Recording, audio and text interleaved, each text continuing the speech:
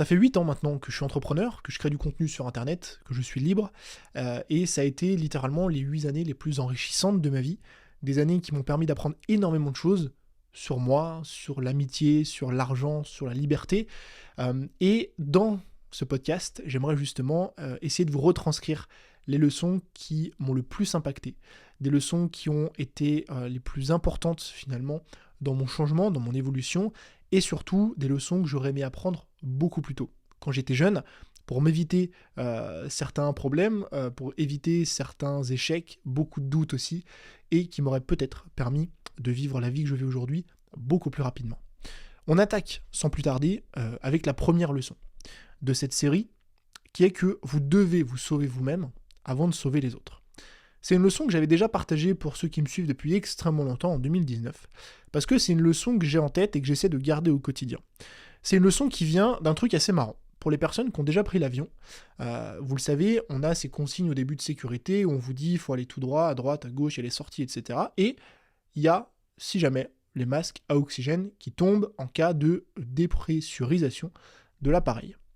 Et dans ces consignes, on vous recommande, assez paradoxalement, de d'abord, si vous avez un enfant, mettre vous-même le masque à oxygène pour ensuite le mettre à vos enfants. Et c'est hyper paradoxal parce qu'on peut se dire, ok, la cabine elle manque d'oxygène, il y a 2 masques qui tombent, un pour moi, un pour mon gosse, je vais mettre le masque à mon enfant. Je veux le sauver lui en premier. Sauf que si vous faites ça, vous risquez de vous tuer tous les deux. Pourquoi ? Parce que si vous manquez vous-même d'oxygène, vous n'aurez pas la lucidité, la force, etc. de mettre correctement le masque à votre enfant. C'est pour cette raison qu'on vous recommande d'abord de vous-même mettre le masque pour après le mettre à votre enfant. Et j'adore cette métaphore parce que c'est une métaphore qui est très parlante et de manière générale dans la vie et aussi quand on crée du contenu sur Internet. Parce que quand on crée du contenu sur Internet, quand on est dans le savoir, dans l'éducatif, dans l'apprentissage, quand on est ce qu'on appelle en anglais un problem solver, ce qu'on fait c'est qu'on aide les autres. On aide les autres à résoudre des problèmes, on aide les autres à changer de vie, on aide les gens à s'élever, à avancer vers leurs objectifs, vers leur vie de rêve. Et cette quête-là, on ne peut l'accomplir que si nous-mêmes, on est soignés, que si nous-mêmes, on a résolu nos problèmes. Peut-être pas à 100%, c'est impossible d'être dans une vie dans laquelle tout va bien, on n'a jamais une petite part de doute et de problème, évidemment, mais au moins en grande majorité, quand nous-mêmes, on est sauvés. Et je vais vous donner un exemple très concret. Si demain, vous créez du contenu, et c'est exactement ce qui m'est arrivé il y a quelques semaines. Si demain, vous créez du contenu, et votre objectif, c'est d'élever et de servir votre audience, les aider, leur partager finalement du savoir et de l'apprentissage pour leur permettre, à tout hasard comme moi, de vivre de leur passion, de vivre une vie pleine de sens, une vie de liberté. Ce qui se passe, c'est que vos contenus sont le véhicule finalement de ce message. Vous créez du contenu pour aider ces gens à aller mieux, à changer de vie, ce que vous voulez. Et ce qui s'est passé pour moi, c'est quelque chose de très parlant. C'est-à-dire que j'étais tellement enfermé dans ce truc d'algorithme, de chiffres, etc., que je trouvais plus l'envie en fait de créer du contenu. Je créais du contenu par défaut, j'avais plus cette motivation et finalement, ok, je me forçais un peu, mais c'était pas les contenus qui allaient le plus servir les gens que je voulais vraiment servir. Et ce qui s'est passé, c'est exactement ça. C'est que j'étais cantonné à me dire, je dois impérativement créer du contenu parce que c'est ça qui va aider les gens. Mais le problème, c'est que j'allais tellement pas bien, moi, dans ma tête et dans ma stratégie et dans cet alignement de passion business, que je créais du mauvais contenu. Et en fait, ce mauvais contenu, il desservait mon audience. Donc, ce que j'ai dû faire, c'est prendre une pause, essayer, entre guillemets, de me soigner moi, de retrouver cet alignement et cette passion pour créer du contenu qui va à nouveau servir mon audience. Parce qu'on est convaincu, en fait, que c'est le fait de créer du contenu qui aide les gens, mais non, c'est le fait de créer du bon contenu qui aide les gens. Et la meilleure façon de créer du bon contenu, c'est d'avoir cet alignement et par conséquent, d'être sauvé soi-même. Donc c'est vraiment un truc qui peut et aller dans le contenu et aller aussi dans le business, si on parle de vos offres, de vos produits, etc. Et de manière générale dans votre vie. Avant d'essayer de sauver les autres, faites en sorte de vous sauver vous-même. Parce que c'est uniquement lorsque vous allez être bien, aligné, heureux, épanoui, que vous allez être en mesure de faire la même chose pour les autres personnes, ceux qui vous suivent, ceux qui vous entourent, vos amis, votre famille, etc. Donc cette première leçon, elle est hyper importante, c'est pour ça que je l'ai mis juste ici. La deuxième leçon, qui est très importante pour moi, et je vais passer rapidement dessus parce que c'est un conseil extrêmement simple, c'est que personne ne viendra vous sauver. Partez juste de ce postulat. ça fait des années qu'il y a plein de personnes qui attendent une entité extérieure, qui attendent qu'une entité extérieure vienne les sauver. Ça peut être un État, ça peut être une société, ça peut être une personne tierce. Je prends l'exemple de l'argent. Il y a plein de personnes qui se disent « Ok, moi j'ai envie de gagner plus d'argent » et qui attendent qu'un État, une société fasse par exemple, augmente les salaires. C'est le truc, tous les ans, on est là, ok, vite, on augmente les salaires, etc. Sauf que les salaires augmentent à hauteur de l'inflation, donc chaque année, un salaire, il prend 3%. Le problème, c'est que si on attend que cet État double notre salaire, on peut attendre 100 ans avant qu'un État double notre salaire. Si jamais vous voulez vous-même avoir une vie dans laquelle vous gagnez plus d'argent, si je prends cet exemple-là, faut pas attendre quelqu'un. Faut pas attendre que ça vienne d'une personne tierce, extérieure, d'un État ou d'une société.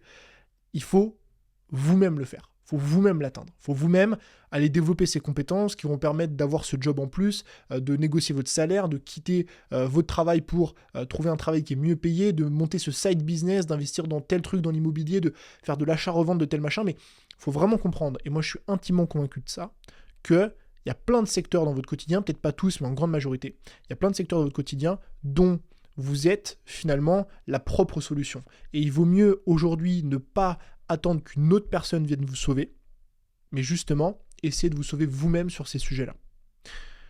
La troisième leçon, qui est très importante dans le business, mais surtout dans la vie perso, je trouve, et dans le couple, vous allez voir pourquoi, c'est que les choses ne doivent pas forcément être compliquées et difficiles pour fonctionner. En fait, c'est une réflexion qu'on a assez souvent avec Jess, parce qu'avec Jess, on s'engueule extrêmement peu. Voire pas du tout, quasiment jamais, je pense.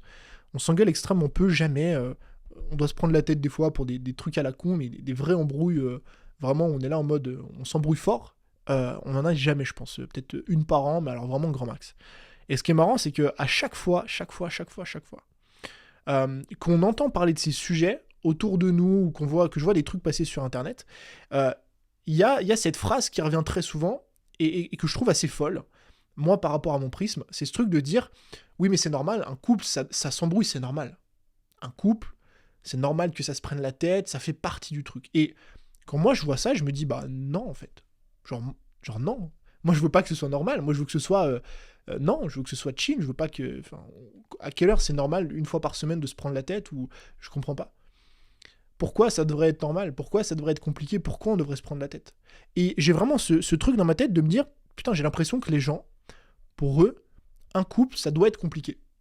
J'ai vraiment l'impression que dans la tête des gens, la tête de beaucoup de personnes, être en couple, ça doit forcément avoir une part de trucs compliqués, de trucs où on se prend la tête, de trucs où on s'engueule, parce que, entre guillemets, ça fait partie du truc. Mais non. Et tout comme dans le business et tout comme dans le contenu, ça doit pas forcément être compliqué ou difficile pour que ça fonctionne.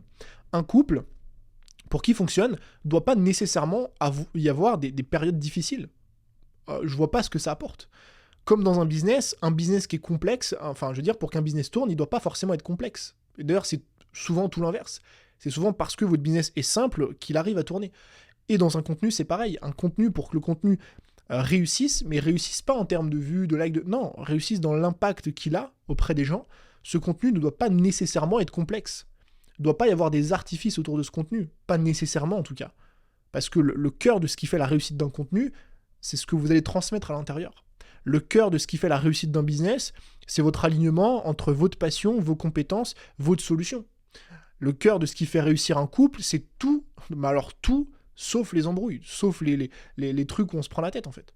Et j'aimerais juste vous partager ça. Juste que vous gardiez en tête cette simple phrase, les choses ne doivent pas forcément être difficiles pour fonctionner. La leçon numéro 3, c'est que je vous invite dans votre quotidien et dans votre vie, vous allez voir, c'est une leçon qui va aller assez rapide.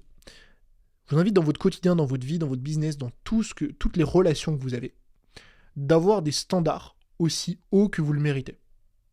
Et je le vois autour de moi, je le vois dans les amitiés, je le vois dans les relations amoureuses, je le vois dans les couples, je le vois dans le business. Il y a beaucoup trop de personnes que je vois dans mon entourage qui acceptent des relations qui ne sont pas à la hauteur de qui ils sont réellement. Et je vous invite à ne plus avoir ça dans votre quotidien.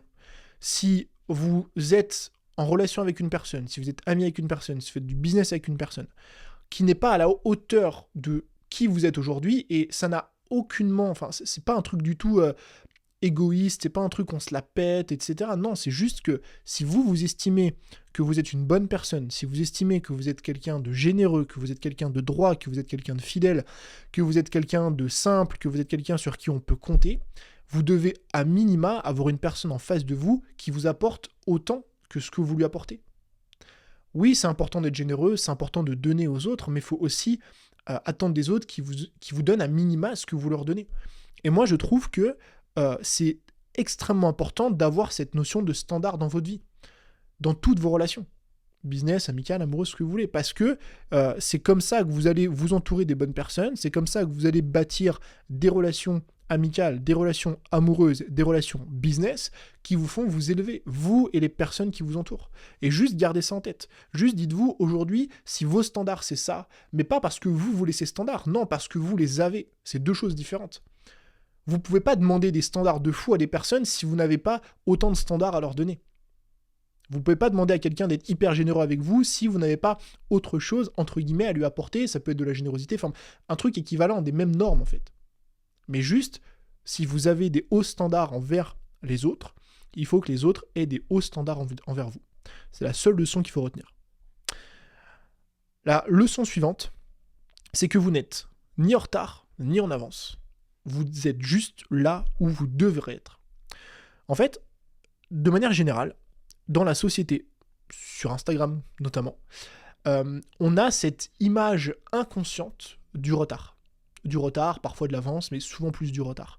C'est-à-dire que on va voir des entrepreneurs lancer leur business à 20 ans. Des gens faire 10 000 euros par mois à 25 ans. Des personnes avoir 10 biens immobiliers à 30 ans. On va voir des personnes avoir X situations à tel âge, peu importe. Et on va souvent se comparer à eux.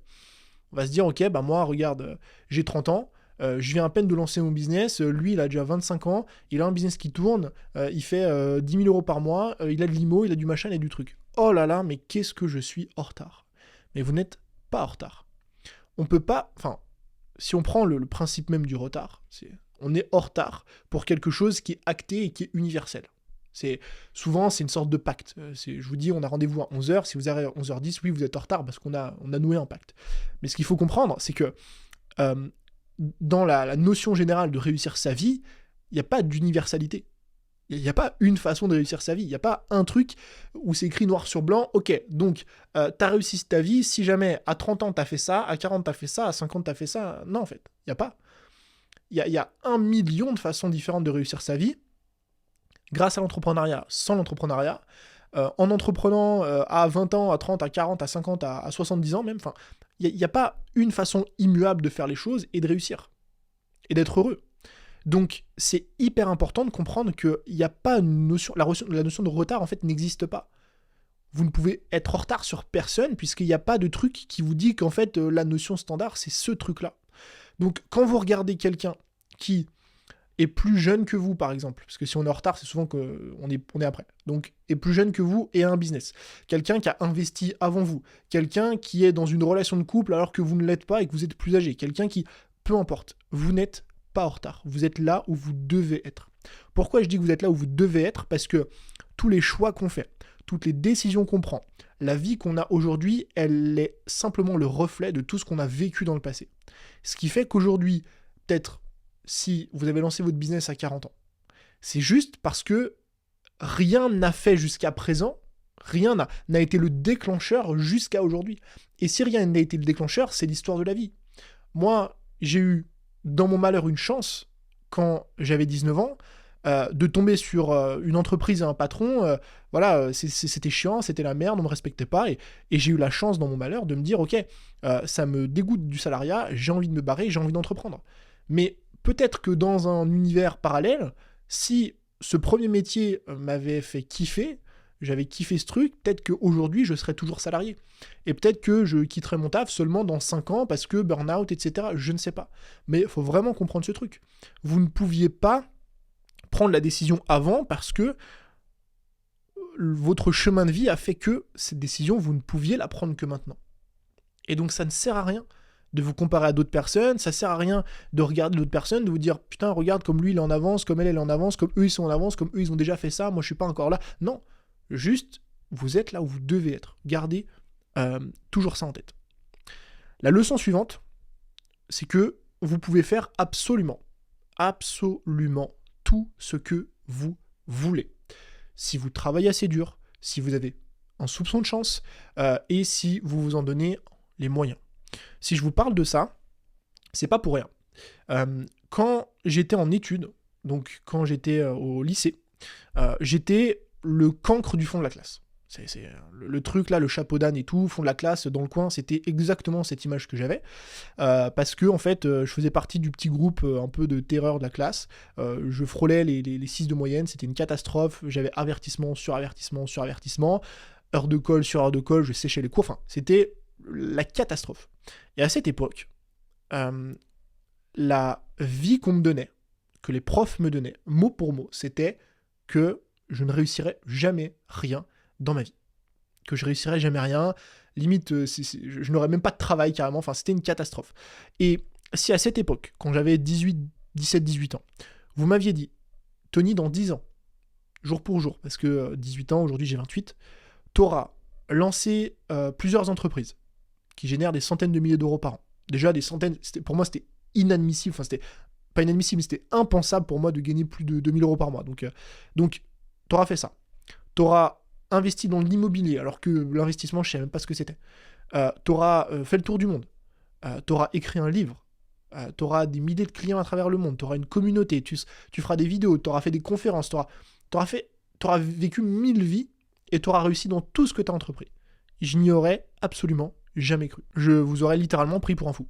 Je vous aurais dit, mais c'est impossible que ce gars-là, ce soit moi dans 10 ans. J'y crois à 0%. Et donc ce message, c'est juste pour vous dire que ce que vous voyez peut-être chez les autres, qui vous font envie, qui vous donnent envie, peut-être que vous m'avez vu écrire un livre et vous vous dites moi aussi j'aimerais bien écrire mon livre. Peut-être que vous m'avez vu lancer un business ou vous avez vu d'autres personnes lancer un business ou d'autres personnes investir en IMO ou d'autres personnes faire je ne sais quoi. Et vous dites moi aussi j'aimerais faire ça, mais je suis pas le mec ou la meuf destiné à faire ça. Eh ben c'est faux. Peu importe ce que vous voulez faire, vous pouvez le faire. Est-ce que vous allez y arriver? Je sais pas. Est-ce que dans 5 ans ce sera... Je sais pas. Est-ce que vous pouvez, si on prend le terme littéral, pouvoir? Oui, vous pouvez le faire. Maintenant, est-ce que vous voulez? Est-ce que vous allez y arriver? C'est une autre discussion. Mais en tout cas, pouvoir, c'est le cas. Donc, peu importe, même si c'est loufoque, même si on vous dit que ça marchera jamais, même si on vous a rabâché toute votre vie, que c'est pas pour vous, que c'est pas votre truc, que c'est pas votre machin, même si votre entourage, il vous dit non mais attends, écrire un livre, mais Tony, tu sais même pas parler français, qu'est-ce que t'écris un livre? Bah pourtant je l'ai fait. je suis le mec le plus nul en orthographe du monde, enfin je fais plein de fautes, c'est une catastrophe, pourtant j'ai écrit un livre.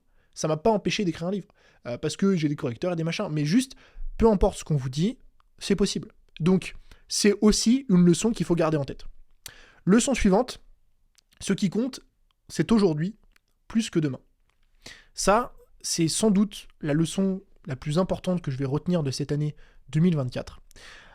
Et une leçon qui provient en fait d'un sentiment que je ressens depuis des années. J'en ai déjà parlé dans un épisode de podcast il n'y a pas longtemps, il y a 2 semaines je crois. C'est cette dualité entre ce que je veux aujourd'hui et ce que je veux dans 20 ans. J'ai cette constante dualité entre je fais des efforts aujourd'hui pour construire une vie dans 20 ans. Donc, typiquement, le truc en ce moment, c'est l'IMO. Donc, aujourd'hui, je fais de l'IMO pour acheter des appartes, les retaper, les machins, les trucs. Comme ça, dans 20 ans, j'aurai des appartements, des machins. Et en fait, si je prends l'exemple de l'IMO, il faut comprendre que l'IMO, c'est évidemment beaucoup de charges de travail. Il y a les travaux à gérer, il faut aller voir le notaire. Là, on est en train de commander les meubles, machin. Il y a plein de trucs à faire, c'est extrêmement chiant. Et c'est pas ce qui me fait le plus kiffer aujourd'hui. Par contre, je me dis, au moins dans 20 ans, j'aurai 5 appartes, il y aura les loyers qui seront directement dans ma poche parce que le crédit sera payé, machin. Et le problème avec cette situation, c'est qu'on a vite fait de tomber dans une situation dans laquelle on travaille constamment pour plus tard. C'est-à-dire que on termine ce projet-là immobilier ou que sais-je pour dans 20 ans. Et une fois que c'est fait, au lieu de se dire ok je profite maintenant de la vie parce que j'ai plus de temps pour moi, non, j'enchaîne sur le prochain projet parce que faut que je continue à bâtir pour dans 20 ans. Mais une question se pose. Et si 20 ans n'arrivaient pas? Et si... C'est hyper morose, mais c'est une vraie question que je me pose. Je me dis, mais si dans 20 ans, ça n'arrive pas, en fait? Enfin, faut vraiment comprendre que ce qu'il y a de plus important aujourd'hui dans votre quotidien, c'est aujourd'hui. C'est aujourd'hui, c'est demain, c'est dans une semaine, mais c'est là maintenant. Donc, pour moi, j'essaye de définir une sorte de règle générale, et c'est hyper difficile parce que je suis pile poil en train de vivre ça en ce moment et c'est dur, mais j'essaye de suivre une règle générale qui est de me dire, Tony, c'est 60%, 70% aujourd'hui et 30% dans 20 ans. Parce que 20 ans, c'est loin. T'as le temps de construire 20 ans. On a envie de toujours aller plus vite, on a envie de toujours faire plus de trucs pour dans 20 ans. Mais on a 20 ans pour construire nos 20 ans, en fait. J'ai 20 ans et j'ai 28 ans. Je me dis, mon avenir, j'ai 20, 25, 30 ans pour le construire. Donc, si je fais pas 40 projets cette année, mais que je les étale sur les 20 prochaines années, c'est ok. C'est bon, j'ai le temps, tranquille. Et profite justement de ton chemin. Profite de ce que tu construis aujourd'hui, profite de ce que tu as maintenant entre les mains, parce que à toujours vouloir avancer pour plus tard, on finit par oublier ce qu'on a déjà là maintenant tout de suite. Notre liberté, notre tranquillité d'esprit, notre santé mentale. Et donc ça, c'est important parce que c'est déjà là. Et c'est juste un truc, c'est trop dur de bosser dessus parce qu'on a cette envie constante, mais moi, c'est vrai que c'est une règle que j'essaye maintenant de respecter, de garder en tête, de me dire, voilà, 70% pour aujourd'hui, 30% pour demain. J'essaie d'avoir un petit peu de projet pour l'avenir, mais j'essaye surtout de profiter de l'instant présent, parce qu'en fait, si on oublie l'instant présent, en fait, c'est simple. On bosse 12 heures par jour pour construire dans 20 ans, et ça s'arrête là. Sauf qu'en fait, on se réveille dans 20 ans, on regarde en arrière, et on se dit, cool, aujourd'hui, je suis libre, je suis à la retraite tranquille, j'ai des rentes, et je suis multimillionnaire, mais pendant 20 ans, en fait, ma liberté, j'en ai pas profité, mon argent, j'en ai pas profité, ma santé mentale, je sais même pas où elle est partie, et en fait, on passe à côté de tout ça. Donc, faut garder ça en tête. Mais c'est dur. Leçon suivante, le changement, c'est maintenant, et c'est ok. C'est les deux, c'est maintenant et c'est ok. En fait, il y a pas cette peur, mais ce remords que j'avais dans le passé et pendant longtemps. J'avais un remords concernant le changement. En fait, dès que je changeais quelque chose dans ma vie, dans mon business, dans mon quotidien, j'avais ce truc de me dire « Merde, j'ai échoué, il y a un truc qui va pas ». Par exemple, quand j'ai lancé mon membership en 2020, quand je l'ai arrêté, je me suis dit « Merde, il y a un truc qui va pas, j'ai foiré quelque chose ». Quand j'ai pris mes bureaux à l'époque, parce que dans ma tête, j'avais ce truc où je voulais me poser, je voulais changer de mode de vie, etc., et qu'après j'ai rechangé, je me suis dit merde, j'ai encore échoué, j'ai encore fait n'importe quoi. Et en fait, je m'en voulais à chaque fois de prendre des décisions différentes et de changer d'avis, parce que j'avais l'impression d'avoir foiré, et je me répétais, mais pourquoi Tony, à chaque fois tu prends pas les bonnes décisions? Et j'ai compris avec le temps qu'on peut prendre des décisions qu'à partir du moment où on est dans la meilleure situation pour les prendre. Alors je vous réexplique cette phrase. Si demain, je me dis, ok, j'ai envie d'habiter en Italie. Je vous prends l'exemple de l'Italie, je sais pas pourquoi. Je rêve d'habiter là-bas, j'y vais plusieurs mois dans l'année, j'adore ce pays, c'est trop bien, etc. Ok. Et je me dis, ok, je vais prendre cette décision, je change de vie, je vais habiter là-bas. Et puis, hop, je déménage, j'habite là-bas, et je me rends compte au bout d'un an, en fait, que finalement, ça me plaît pas trop, machin, etc. Je peux pas m'en vouloir, parce que la seule façon de savoir si vraiment ce pays me plaît en l'occurrence et me permet d'y vivre, parce que on peut se dire ouais, t'y passes un mois ou deux, tu sais si ça te plaît. Non. Pour vraiment savoir si un pays vous plaît et pour savoir si vous voulez vivre dans un pays, faut y vivre en fait. C'est aussi simple que ça. Faut vraiment vous y installer, parce que le côté j'y reste 3 mois et je sais si c'est fait pour moi, ça marche pas. Parce que vous n'êtes pas vraiment... vous n'êtes pas intégré dans le système, dans le truc, dans le machin. Si je prends le truc de la santé, si vous avez des enfants, ils sont pas dans le cursus scolaire, enfin, comparer des vacances à un mode de vie, ça marche pas. Et donc, la seule façon de le savoir, c'est d'y aller. Et c'est juste de se lancer, et juste de tester et de voir. Et c'est pareil avec les business models. Vous pouvez itérer pendant 2000 ans pour savoir si les formations c'est fait pour vous, si le membership c'est fait pour vous, si les produits physiques c'est fait pour vous. En fait, le truc c'est qu'il existe un monde entre ce que vous imaginez d'un projet et la réalité. Et on ne peut pas prendre des décisions sur une imagination. On ne peut pas se dire, oui, moi, le e-commerce, j'adorerais monter une marque, c'est sûr que c'est fait pour moi. Parce qu'en fait, on n'imagine pas tout ce que ça implique, ou on verra plutôt tout ce que ça implique qu'à partir du moment où on lancera réellement cette marque. Et donc, je pense, comme la vie est faite de choix, de décisions, comme aussi la vie est cyclique, la vie et les envies sont cycliques. Le fait qu'à un moment on veut telle chose, et puis un an après on veut autre chose, et l'année d'après on veut encore autre chose, j'ai arrêté de m'en vouloir de changer d'avis. J'ai arrêté de me ronger la tête et me ronger l'esprit en me disant « Merde, j'ai encore changé d'avis, c'est pas cette direction que je voulais prendre, c'est une autre, putain j'ai foiré ». Alors qu'en fait j'ai pas du tout foiré, j'étais juste là où je devais être à cet instant T, et je ne pouvais pas savoir ce que ça impliquait de prendre cette décision, puisque la seule façon de savoir ce qu'implique de prendre cette décision, c'est de la prendre. Donc, juste relaxez. Si vous prenez des décisions qui ne vous correspondent plus, vous changez, c'est pas grave. Ça fait partie de la vie, partie intégrante finalement de ce qu'on vit en tant que personne. La solution suivante, pas du tout, la leçon suivante, c'est que l'argent fait le bonheur de ceux qui n'en ont pas et fait le malheur de ceux qui en ont trop. Ah là là, l'argent. Alors, pourquoi je vous parle de ça ? Parce que l'argent, c'est un vrai sujet. L'argent, c'est un sujet pour ceux qui n'en ont pas, c'est un sujet pour ceux qui en ont assez, et c'est un sujet pour ceux qui en ont trop. Et en fait, ce que je trouve intéressant avec l'argent, c'est un peu comme ce que je vous disais précédemment avec le changement, c'est qu'en fait, on peut prendre conscience de cette notion d'argent qu'à partir du moment où on en a. Et l'argent, c'est une certitude que ça impacte votre niveau de bonheur jusqu'à un certain point. Jusqu'au point où vous pouvez subvenir à vos besoins primaires et vous faire un peu kiffer. Il y a plein d'études qui l'ont démontré, et je pense qu'il suffit pas, il n'y a pas besoin d'avoir d'études pour comprendre ça, c'est qu'à partir du moment où vous ne vous souciez plus de ce que vous avez à manger, de votre santé, d'avoir un toit sur la tête, de l'eau chaude, de votre hygiène, de ce que vous voulez, que vous pouvez vous habiller, que vous avez un peu d'argent de côté pour vous faire kiffer, partir en vacances, etc. Ce qui tourne, selon les études, je crois, à 77 000 $ par an, il me semble, pour un foyer, je crois 2 personnes, on peut considérer qu'à partir de ce moment-là, il y a une décorrélation entre l'argent et le bonheur.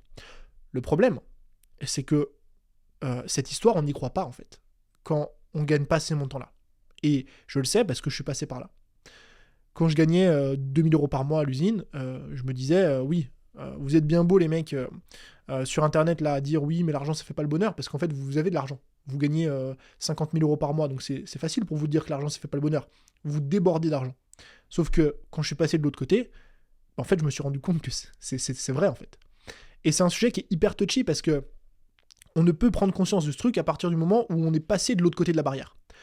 Et moi, en étant passé de l'autre côté de la barrière, je sais aujourd'hui que l'argent, ça fait le bonheur. Qu'à partir d'un certain, que jusqu'à plutôt un certain stade, qui est ce stade de besoin primaire, ce stade de un petit peu liberté, etc. Mais qu'en gros, à partir de 3 000, 4 000 € par mois, peut-être 3 000 € par mois par personne, il y a une décorrélation nette entre votre bonheur et votre niveau de revenu.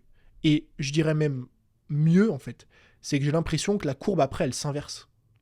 Avec tout ce que j'ai vécu, tous les entrepreneurs que j'ai rencontrés, j'ai l'impression que, paradoxalement, plus on gagne d'argent après, plus notre niveau de bonheur, il se réduit. Il y a une sorte de courbe, on va dire, notamment cette courbe, attention, elle n'est pas vraiment corrélée au revenu, mais vous allez comprendre, elle est surtout corrélée, je trouve, à la charge mentale et la liberté. C'est-à-dire que quand on a une entreprise, on va monter jusqu'à 2-3 000 € par mois, par exemple, tout seul, en indépendant, etc. On fait les choses de notre côté, on est freelance, trop bien, on gagne trop bien sa vie, super. Et on va se dire, ok, je veux monter à 10 000 € par mois, puis 15 000 € par mois, puis 20 000 € par mois. Mais sauf que pour atteindre ces chiffres, je vais devoir me structurer, je vais devoir recruter, je vais devoir déléguer, je vais devoir faire ça. Et en fait, on grossit, sauf qu'avec cette croissance, si elle n'est pas bien contrôlée, on recrute. On commence à être manager, on commence à travailler plus, on commence à avoir plus de projets, plus de charges mentales aussi. Donc de charges financières et mentales. Et on se retrouve à gagner 4 fois plus, 5 fois plus. Mais on est 2 fois moins heureux que ce qu'on était quand on faisait 3-4 000 € par mois.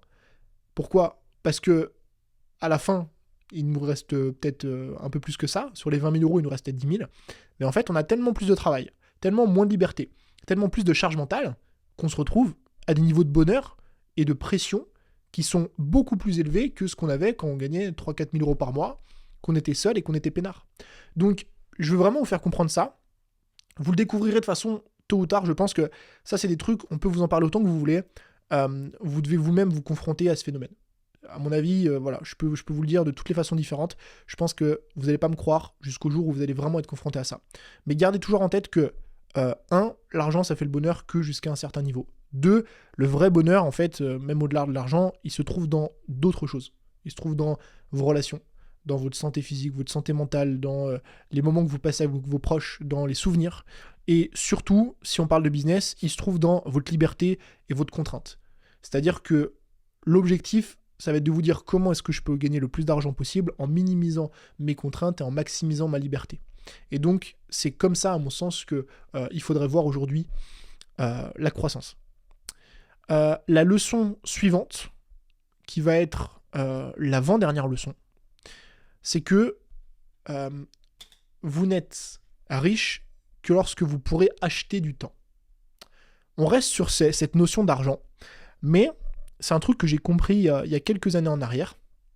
En fait, ce que j'entends par là, c'est que aujourd'hui, vous avez différentes, on va dire, formes de richesse. D'accord ? Donc si on parle vraiment de la richesse monétaire, on ne parle plus de la richesse d'amitié, etc. Vraiment la richesse monétaire. La richesse monétaire, vous avez différents niveaux, on va dire. Vous avez le niveau 1. Le niveau 1, c'est j'échange mon temps contre de l'argent. Ok ? Ce niveau 1, c'est le salariat, c'est le coaching one-to-one. On a encore un truc corrélé, si vous voulez, à l'heure. D'accord ? Le niveau 2, c'est ce que moi j'appelle le niveau où on va avoir l'effet levier. C'est-à-dire que on continue à échanger notre temps contre de l'argent, sauf que cet argent, il est peut-être plus conséquent. C'est-à-dire qu'au lieu d'échanger 1 heure contre 10 euros, on échange 1 heure contre 50 euros, 1 heure contre 100 euros. Donc on commence à avoir un peu d'effet levier. Donc l'effet levier il vient notamment de la preuve sociale, de la notoriété, de vos compétences, etc.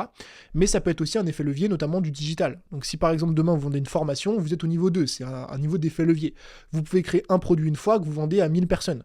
Vous pouvez faire non pas un coaching one-to-one, mais un coaching de groupe. Donc ce qui fait que vous vendez la même chose à 10 personnes, ça vous prend le même temps. C'est en fait l'effet levier, c'est comment est-ce que je multiplie les revenus que je génère pour le même income, le même input. C'est-à-dire ce que je mets à l'intérieur de la machine, sauf que au lieu d'avoir un qui sort de l'autre côté, j'ai 10 qui sortent de l'autre côté.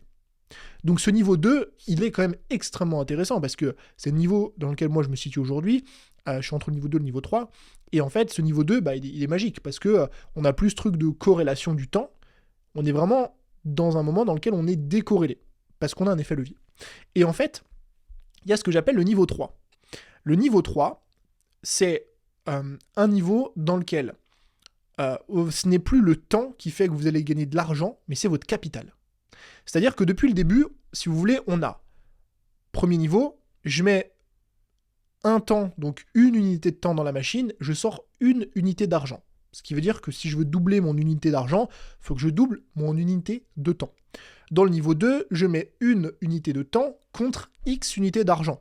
C'est-à-dire que là, en fonction des leviers qu'on va utiliser, si vous êtes toujours au format one-to-one, eh bien vous allez peut-être avoir une unité de temps pour 5 unités d'argent. Si vous êtes format formation, etc., ça, ce que vous voulez, vous allez avoir une unité de temps pour 50 unités d'argent, etc. Donc là, vous avez quand même un effet levier qui est considérable, qui est hyper intéressant. Mais vous continuez quand même, à l'intérieur de la machine, à mettre une unité de temps. Et c'est là que vient la dernière forme de richesse, le niveau numéro 3. Et le niveau numéro 3, c'est qu'on va toujours avoir de l'autre côté une unité d'argent, ou deux ou plusieurs, mais de l'autre côté, on n'aura pas une unité de temps, on aura une unité d'argent. C'est comme au casino en fait. Et cette unité d'argent, c'est votre capital monétaire. Donc, qu'est-ce que j'entends par là ? C'est quoi les assets ? C'est l'immobilier, c'est un des assets qui permet de faire ça, et deux, notamment les marchés financiers. Donc marché financier, vous avez la bourse, l'investissement dans les startups, les entreprises, etc., l'investissement dans les cryptos, ce que vous voulez.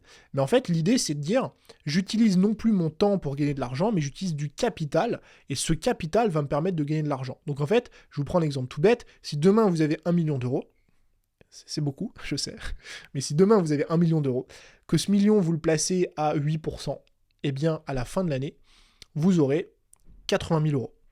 Vous aurez généré 80 000 euros, non pas en utilisant votre temps, non pas en utilisant un temps plus un effet levier, mais en utilisant votre argent. Et en fait, avoir cette vision-là de l'enrichissement, je trouve que c'est avoir une vision extrêmement intelligente. Parce que, à terme, moi en tout cas, c'est comme ça que je le vois, le plus intéressant qu'il y a dans ce modèle, c'est comment est-ce que j'arrive non plus à échanger justement une unité de temps contre de l'argent, mais comment j'arrive à échanger une unité d'argent contre une autre unité d'argent encore plus conséquente. Pourquoi ? Parce que, qu'on le veuille ou non, l'effet levier, il est évidemment hyper intéressant, le niveau 2, mais le niveau 2, il y a toujours cette notion de temps à l'intérieur. Et en fait, le niveau ultime, c'est le niveau dans lequel on ne fait qu'avec du capital, on ne s'enrichit qu'avec du capital. Alors c'est une certitude, il faut beaucoup de capital pour s'enrichir comme ça. Si vous faites 8% avec 10 000 euros, ça va pas faire beaucoup, vous n'allez pas manger avec ça. Mais avoir en tout cas en tête cette vision long terme des 3 niveaux de richesse, c'est un truc que je trouve, en tout cas à mon sens, assez intéressant. Et le dernier conseil, la dernière leçon, c'est que la majorité de vos problèmes viennent de TikTok. Alors, je consomme pas du tout TikTok. Genre vraiment, j'ai même pas TikTok sur l'application, parce que pour moi, cette application, c'est le mal incarné. En fait, c'est le peu de fois où j'ai téléchargé TikTok, j'ai été tellement genre absorbé, mon âme a été absorbée par ce truc, je scrollais pendant des heures et des heures sans plus savoir quoi faire. J'étais obligé littéralement de désinstaller l'application. Mais ce que je veux dire par là, c'est que ça va un peu au-delà de TikTok. En fait, il y a ce truc, cette citation que j'aime beaucoup, qui est que vous êtes ce que vous consommez, vous êtes ce que vous mangez. Et il y a un truc qui est marrant, parce que c'est une recherche que j'ai fait la dernière fois. J'avais vu ça dans un documentaire quand j'étais tout petit, quand j'étais enfant. Il y a un documentaire sur l'histoire de la vie. C'est des petits dessins animés qui font l'histoire du corps, etc. Bref. Et je me souvenais dans un des épisodes qu'il y avait ce truc d'un mec qui devenait orange parce qu'il mangeait des carottes. Je me suis dit, putain, ça me rappelle ça, c'est bizarre. Et je suis allé vérifier, et c'est ce qu'on appelle effectivement la caroténodermie. Donc la caroténodermie, c'est un phénomène assez intéressant qui se produit lorsque le corps a accumulé trop de bêta-carotène. Donc c'est un pigment orange présent dans les carottes. Et en fait, la bêta-carotène, elle est convertie en vitamine A par le corps, et lorsqu'elle est consommée en excès, elle peut s'accumuler dans la peau. Ce qui, du coup, provoque une teinte orange. Et ce que je trouve hyper intéressant avec ce truc, c'est que littéralement, vous êtes ce que vous mangez. Ce qui veut dire que si vous mangez 2000 carottes dans le mois, il y aura des chances que votre peau devienne légèrement orangée, voire que vous deveniez orange. Et en fait, c'est ce que je trouve hyper intéressant avec le corps humain, mais notamment aussi avec le cerveau et du coup avec les réseaux sociaux et avec TikTok. TikTok, Instagram, ce que vous voulez, YouTube Short, peu importe le format. Mais ce que je veux vous enseigner ici, c'est qu'aujourd'hui, vous êtes ce que vous consommez en termes de nourriture, et vous êtes aussi ce que vous consommez finalement en termes de contenu. Et en fait, on le voit notamment chez les jeunes qui utilisent beaucoup TikTok, il y a énormément de problèmes. Des problèmes sociaux, des problèmes de dysmorphobie, des problèmes d'acceptation de soi-même, de confiance en soi, des problèmes d'avoir cette impression qu'on a raté notre vie. Bref, il y a énormément de choses qui proviennent justement de cette consommation de réseaux sociaux. Et je suis pas hypocrite, je suis pas en train de vous dire oui, faut arrêter les réseaux sociaux, ça sert à rien. Non, pas du tout. Je suis pas en train de vous dire ça. Je suis en train de vous dire de bien choisir ce que vous mangez. Tout comme demain, il faut pas arrêter de manger si vous voulez être en bonne santé, parce que vous allez dégrader votre santé. Faut juste arrêter de manger de la bouffe qui est process, de la merde. Faut arrêter de manger du McDo tous les jours. Faut manger des bons produits bruts pour votre santé, des trucs qui proviennent de bonnes sources, qui n'ont pas été bourrés de pesticides, d'oméga, je sais pas quoi, enfin bref, de plein de trucs mauvais pour la santé. Eh bien, c'est pareil avec le contenu. Ce qui est mauvais en soi, c'est pas l'application, c'est pas Instagram, c'est pas YouTube, c'est pas TikTok, c'est pas le podcast. Ce qui est mauvais, c'est peut-être ce que vous allez consommer qui vous fait vous sentir mal à un instant T. Et c'est pour ça que moi, je suis extrêmement précautionneux et sur le contenu que je consomme, c'est-à-dire un peu en scrollant. Et c'est pour ça que je n'ai pas d'application de feed, c'est-à-dire que je ne scrolle pas quasiment sur le téléphone, et surtout que je suis abonné à extrêmement peu de personnes, parce que justement j'essaye de faire attention à ce truc que je consomme. En tout cas, j'essaie de faire en sorte que chaque contenu que je consomme sur Internet m'apporte toujours quelque chose de positif. Parce que on est ce qu'on consomme en termes de nourriture, mais on est aussi ce qu'on consomme en termes de contenu. Et donc si jamais vous trouvez qu'il y a des contenus qui vous font vous sentir mal, qu'il y a des choses qui vous plaisent pas, etc., il faut juste y mettre un terme. Il faut juste arrêter de le consommer. Et j'espère en tout cas que mon contenu n'en fait pas partie, parce que sinon je suis extrêmement mal barré. Donc, on a terminé avec ces leçons. J'en avais noté d'autres, mais au final, elles se regroupent un petit peu dans ce que je vous ai transmis juste ici. J'espère que ce podcast vous a plu. N'hésitez pas à me le faire savoir juste en dessous dans les commentaires, à le partager aussi, à laisser des avis. Sachez que ça soutient énormément le podcast et ça m'aide à aider encore plus de personnes, ce qui résonne un petit peu avec ce que je disais précédemment. Je vous retrouve très bientôt dans un nouvel épisode, la semaine prochaine, dimanche prochain pour être précis. À très vite, c'était Tony. Ciao.